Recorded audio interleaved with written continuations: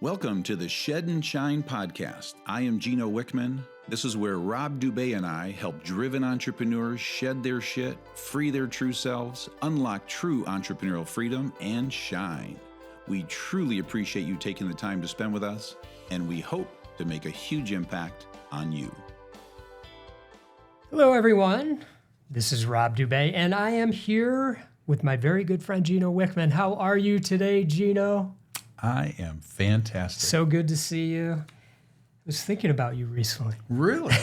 I was thinking about how your be still time has changed a bit over the years, because we've talked a lot about kind of our routines and things like that.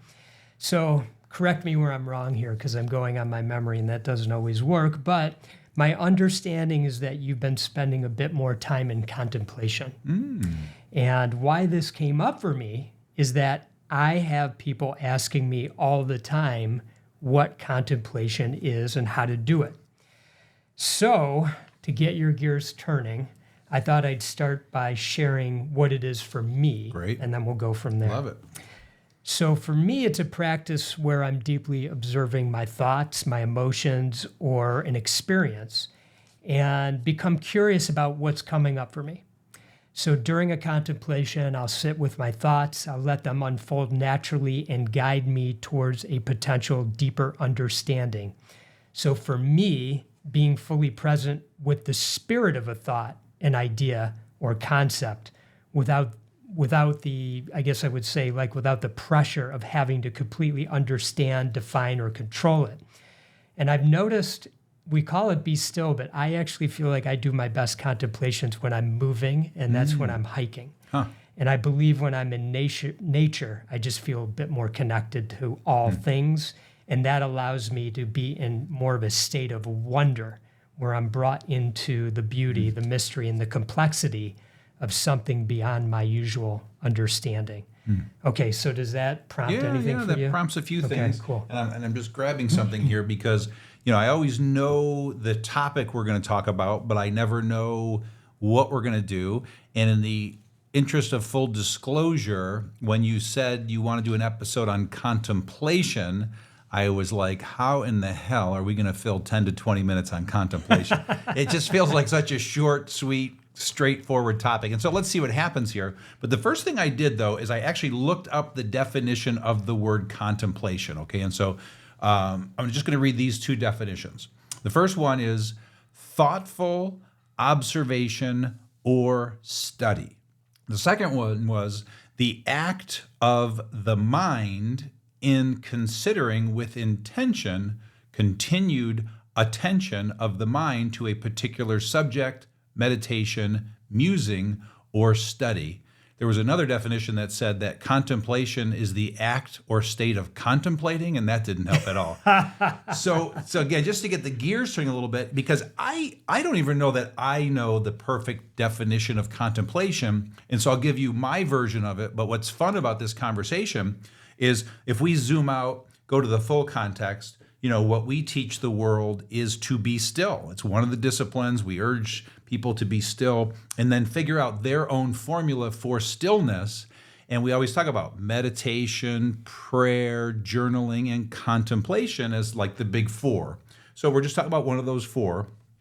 And the other thing I love about this is a woman said to me once, which gave me so much freedom, and that is that, I can change up my stillness routine. And so I love that because I do mix it up a bit. And so I find that I meditate probably 3 to 5 times a week.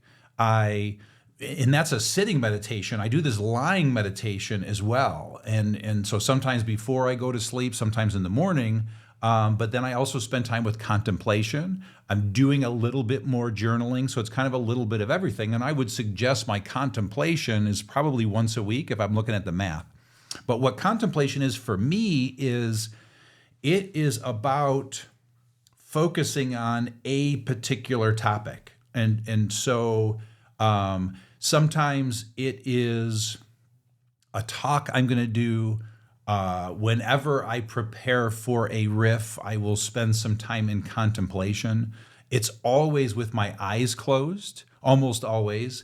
And it's always with a legal pad sitting on my lap.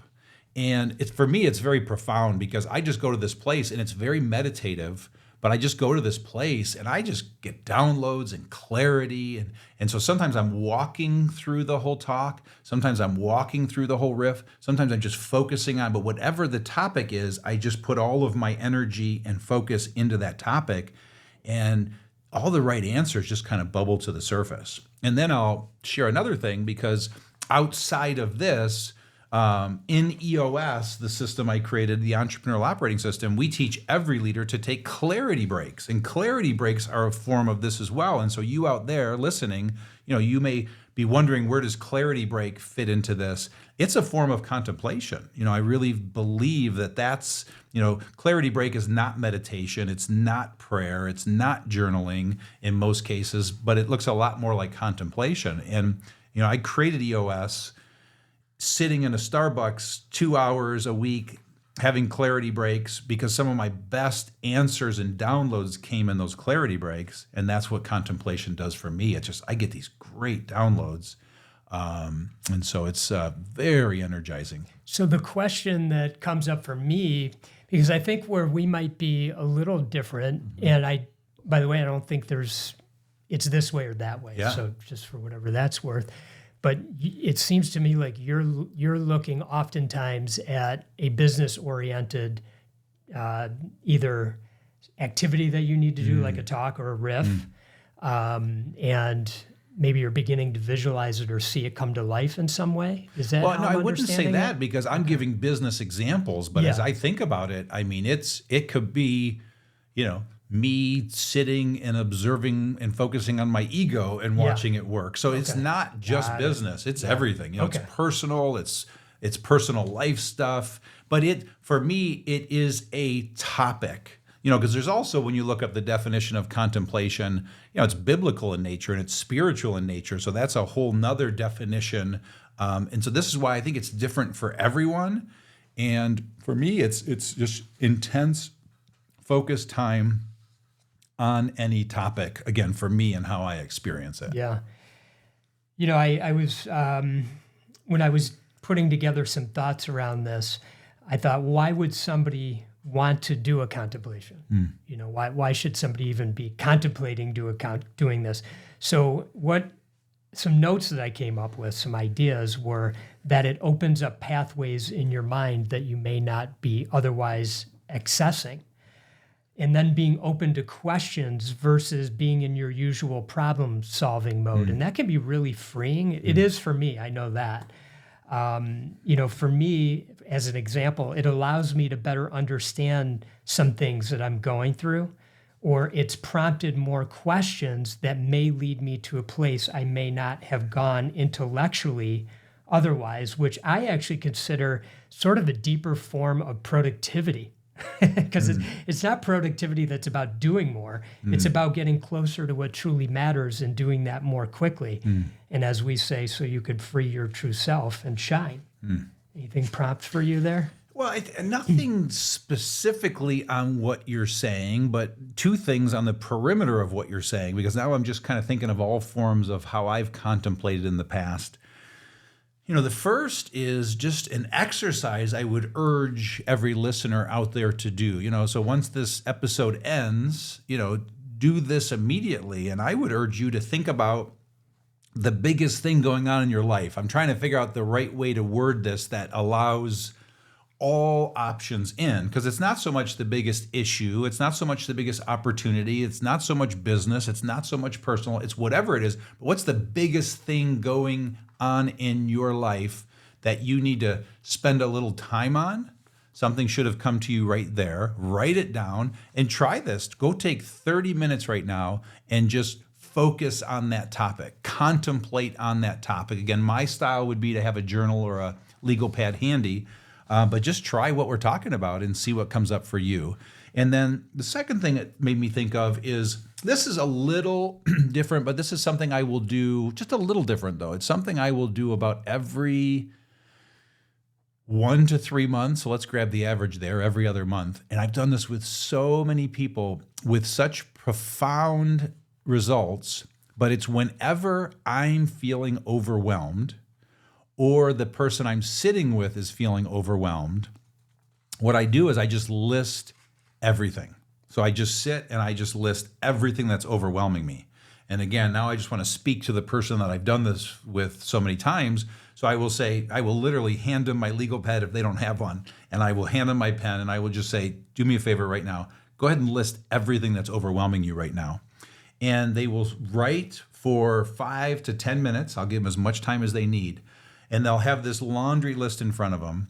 And then that right there reduce their overwhelm by 80%. That is a form of contemplation. But then what I urge them to do is pour over that list, look at each one of those items, and just contemplate on each one of those things. And what happens is about half of the things on the list, you realize there's nothing to be overwhelmed about. And, if it's a time issue, you've got more time than you thought. And then there's some really red hot stuff. And you find that 1, 2, or 3 are the real hot buttons that you're feeling overwhelmed about. And again, contemplating on those things helps you kind of lay out a plan, get clarity, understand why it's overwhelming you. And so there's tremendous freedom. But I view that whole exercise, again, that I will do every other month, and with people that are overwhelmed, I find it is very profound, reduces overwhelm, and is a form of contemplation. You're making me wonder if when I have my list, if I can, as I'm going through it, to use the discovery number 2, decisions are made from love or fear, do I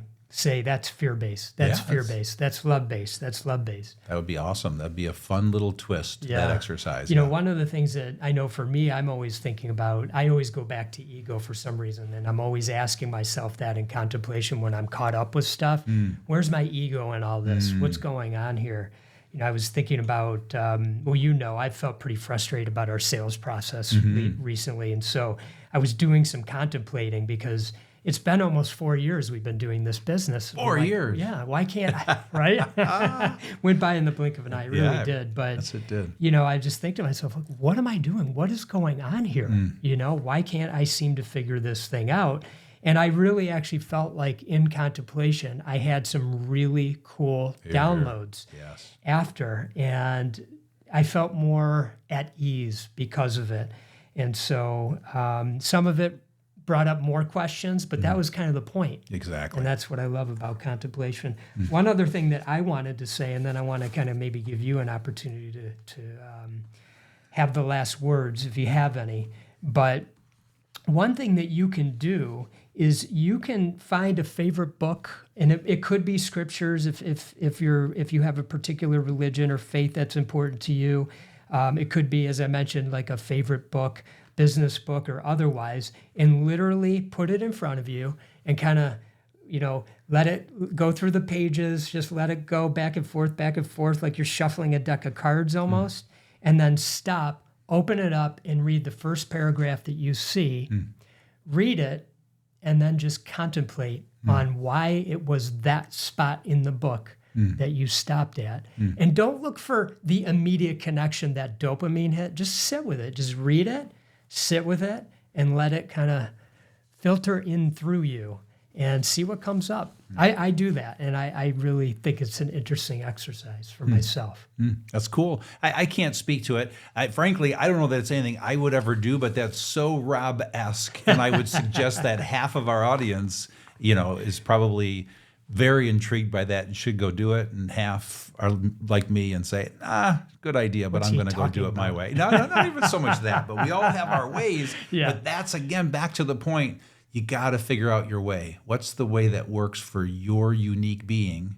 And figure that out. So if you're turning it back over to me now, I had 2 last thoughts that it prompted. And it's what came to me is, the difference between meditation and contemplation.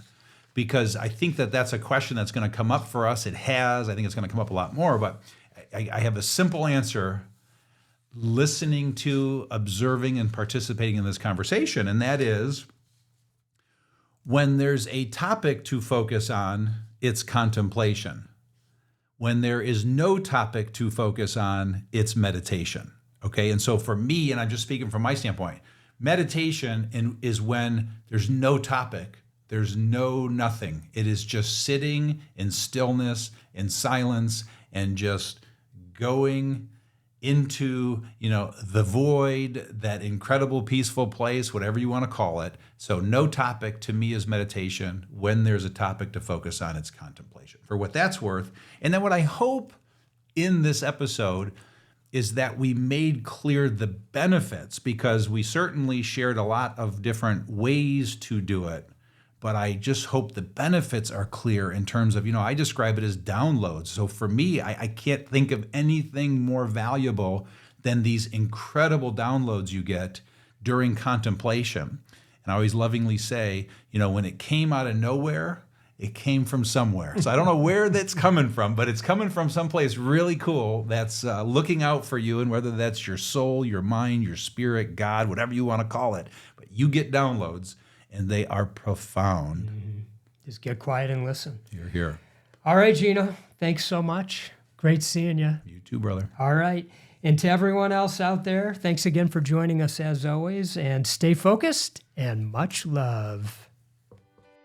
Thank you for listening in today. We truly appreciate you taking the time to spend with us, and please tune in for the next episode. Until then, if you'd like to see where you are on your true self journey, go to shedandshinepodcast.com to take the true self assessment and receive personalized guidance. If you're all ready to begin your inner world journey with Rob and myself, please join us for the next round of the 10 Disciplines group coaching program. We wish you all the best in freeing your true self. Stay focused, and much love.